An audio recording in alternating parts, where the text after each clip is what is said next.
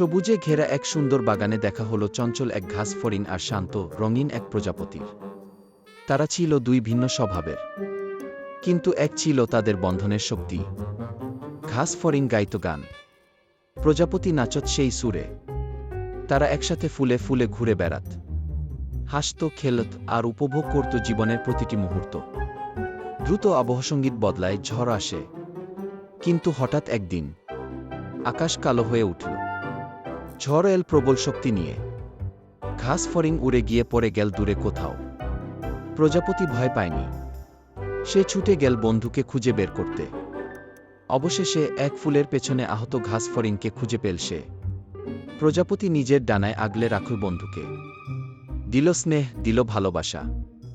ঘাস ফড়িং বলল, তুমি শুধু রঙিন ডানার সৌন্দর্য নও, তুমি আমার জীবনের আশ্রয় কি।